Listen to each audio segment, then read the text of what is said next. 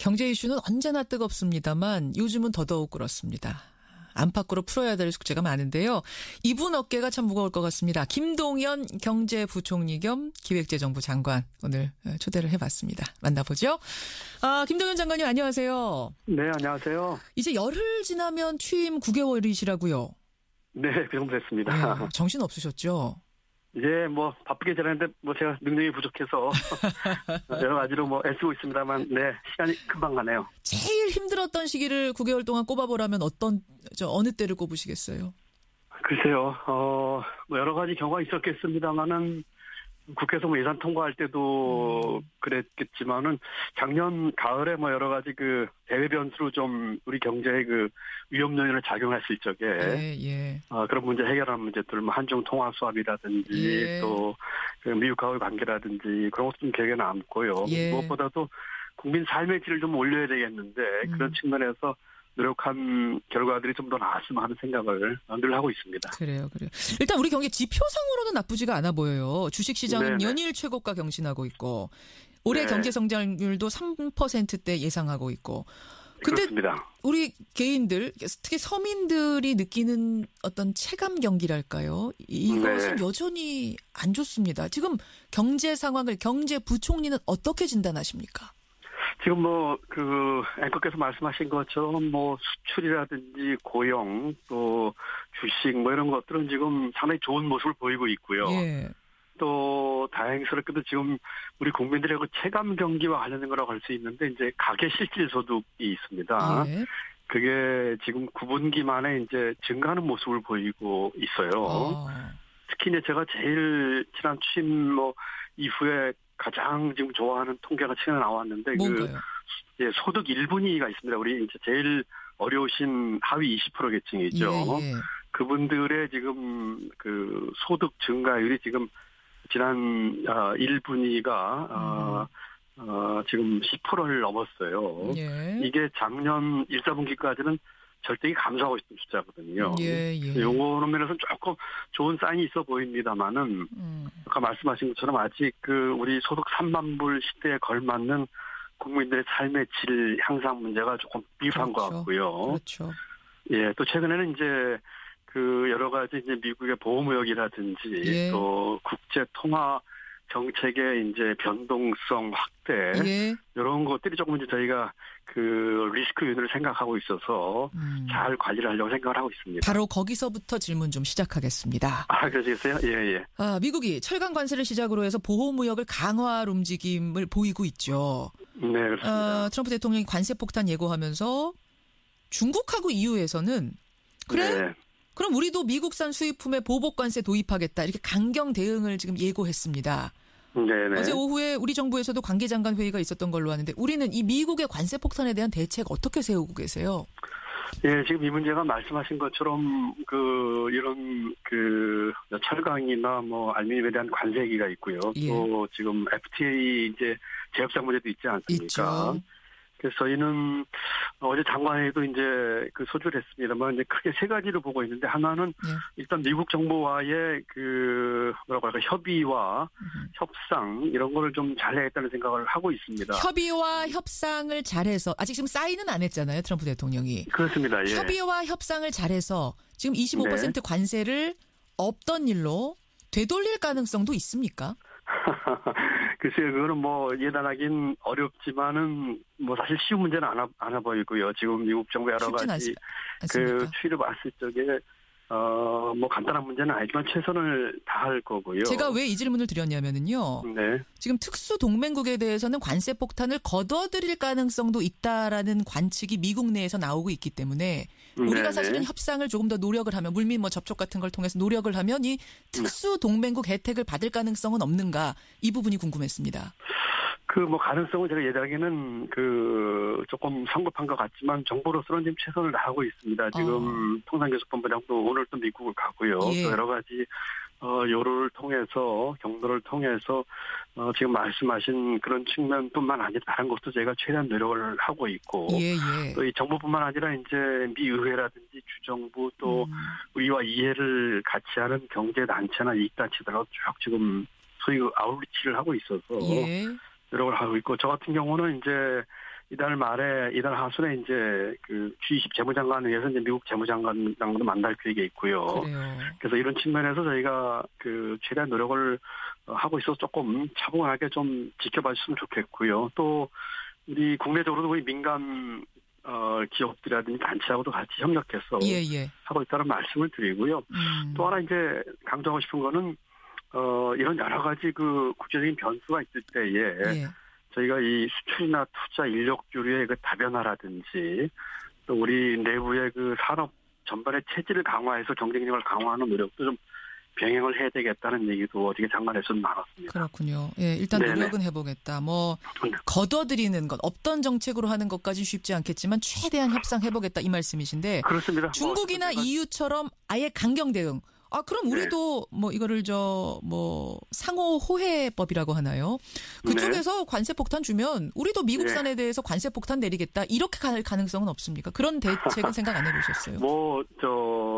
이론적으로 그렇게 할 수도 있겠지만 지금은 뭐 여러 가지 그 전략적으로 봤을 적에 아까 제가 말씀드렸죠. 제가 우선 최선을 다해보는 것이 우선 선 단계인 것 같고요. 뭐 여러 가지 다양한 신호에 대해서 정부에서 검토를 하고 있습니다만, 저희가 어떤 입장을 취할지는 아까 말씀드린 그런 것도 시작을 해서 알겠습니다. 나름대로 단계별로 저희들이 잘 추진하도록 그렇게 하겠습니다. 차분히 좀 봐주시죠. 예, 김동연 경제부총리 지금 만나고 있습니다. 우리나라 내부 이슈로 좀 들어와 보죠. 네네, 그렇죠. 우리 경제의 가장 고질적인 문제, 청년 실업 문제. 네네. 어제 그러셨더라고요, 부총리님. 모든 정책적 수단을 동원해서라도 나는 이 청년 실업 문제 해결하겠다 그러셨어요. 모든 정책적 수단, 특단의 대책 어떤 걸 준비하고 계시는 겁니까? 지금 뭐 말씀하신 것처럼 우리 청년 실업 문제가 뭐 어제 오늘 얘기가 아니고요. 아니죠. 여러 가지 좋은 지표에도 불구하고 특히 노동시장에서 느끼는 청년들의 이 체감 실업 문제가 상당히 오래됐고 또 구조적인 문제거든요.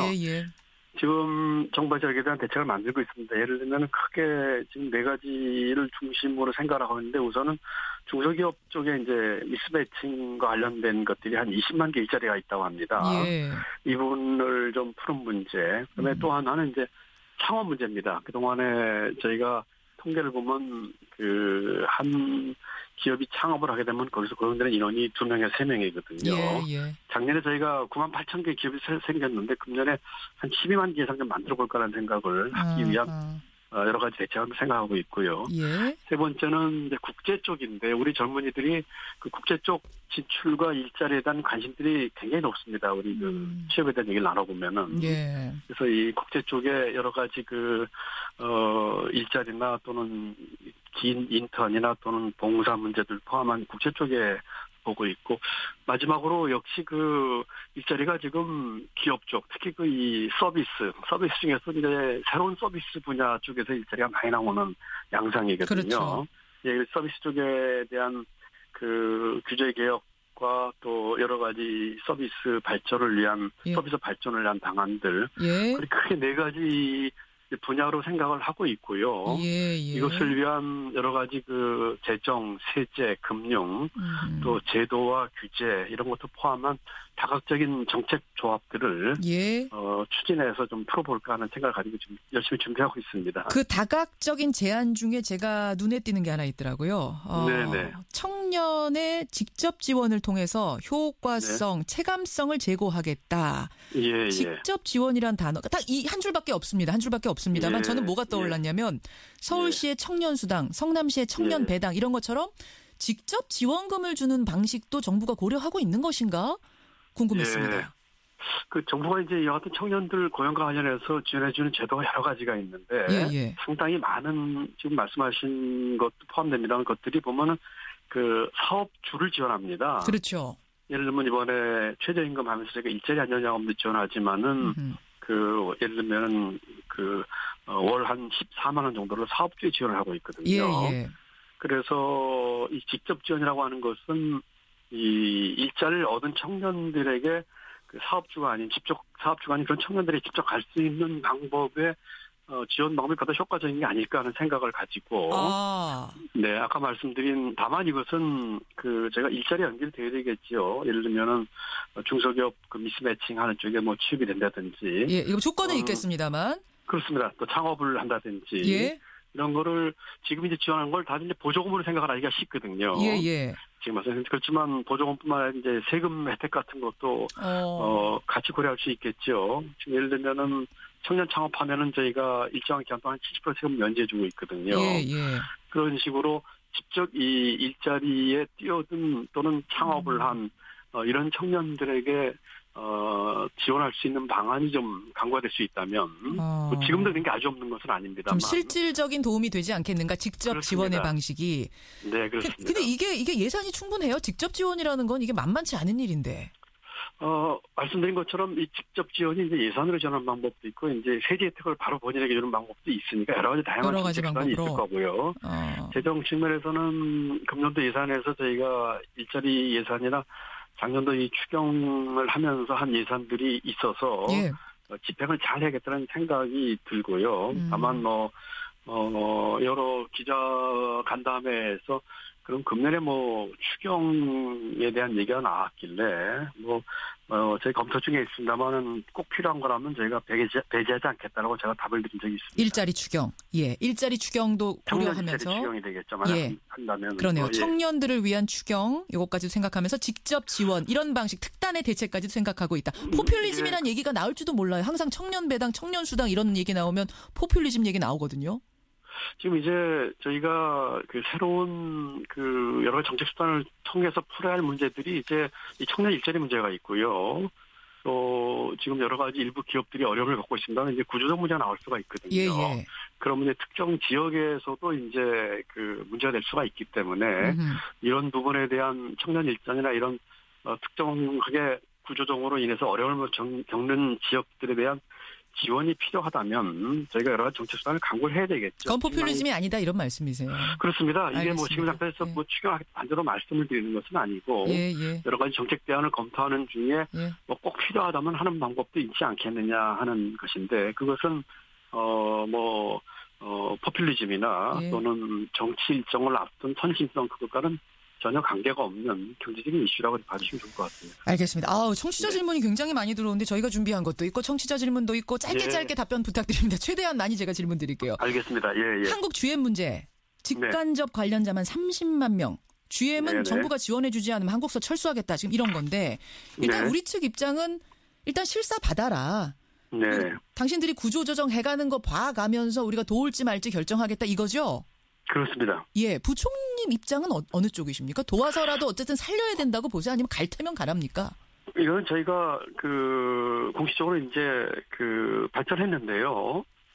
세 가지 우리가 원칙을 견지하겠다고 얘기를 했습니다. 우선 대주주의 책임 역할. 대주주의 역할. 예. 그렇습니다. 예. 그다음에 주주와 채권자 노조를 포함한 모든 이해관계자의 고통 분담.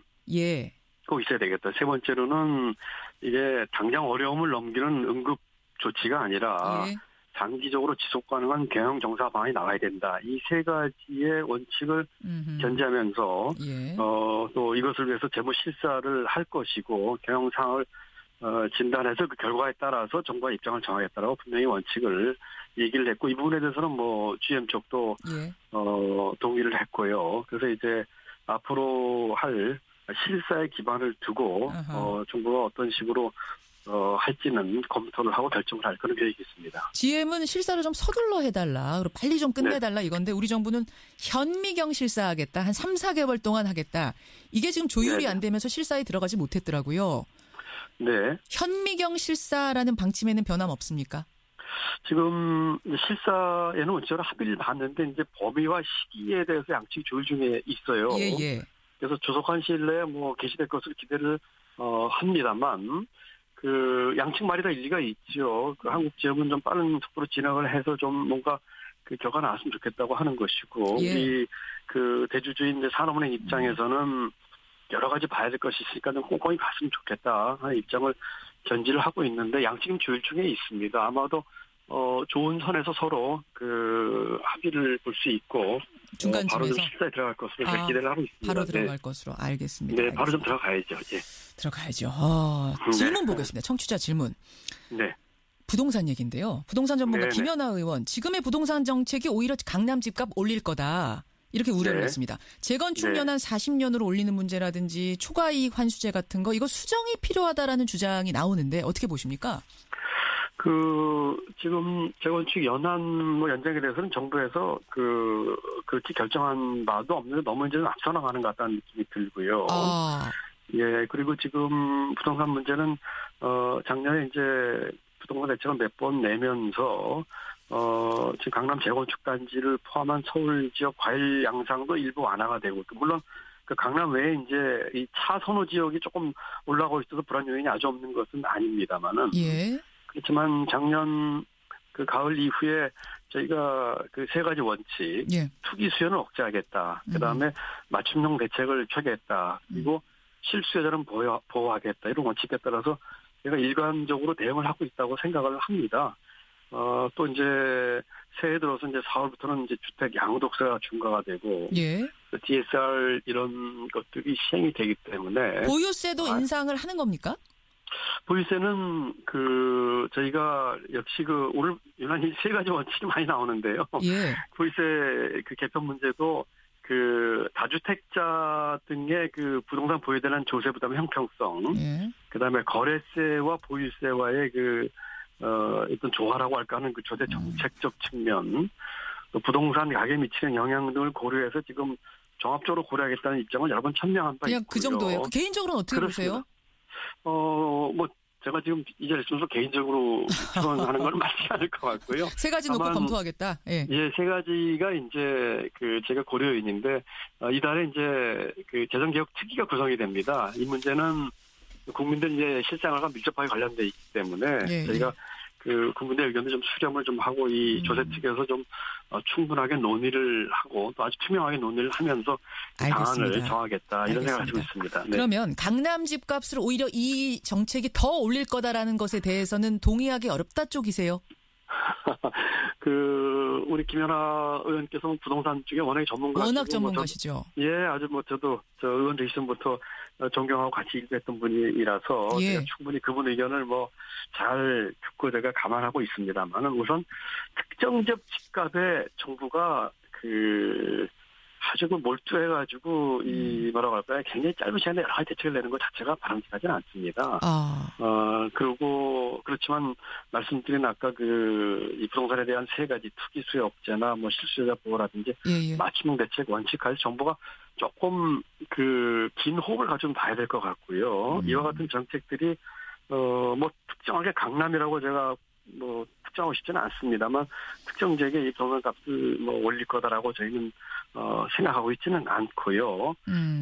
또 특정 지역만 제가 대상으로 해서도 안 되고요. 여러 가지 예를 들면 보유세 문제만 하더라도 강남이나 서초나 이런 지역만 타겟에서 할 수 있는 정책들이 아니거든요. 알겠습니다. 그렇기 때문에 전체적인 것을 저희가 고려하면서 균형 잡히가 보겠다 이렇게 긴 호흡으로 보겠다. 김연아 의원 의견에는 동의하기 어렵다라는 지금 말씀을 하셨어요. 근데 결론적으로 얘기하는 것에 대해서는 동의하기 쉽지 않은 부분이 있습니다만 논리나 과정에 대한 설명에 나는 김 의원도 워낙 전문가시고 제가 늘 존중하면서 같이 의논을 드리고 있습니다. 아이고 쉬운 얘기들이 아닙니다. 경제 얘기가. 지금도 막 질문 쏟아지는데 오늘은 여기까지 하고요. 부총리님 다음에 다시 한번 모실게요. 네, 그렇게 하겠습니다. 고맙습니다. 네, 감사합니다. 김동연 경제부총리였습니다.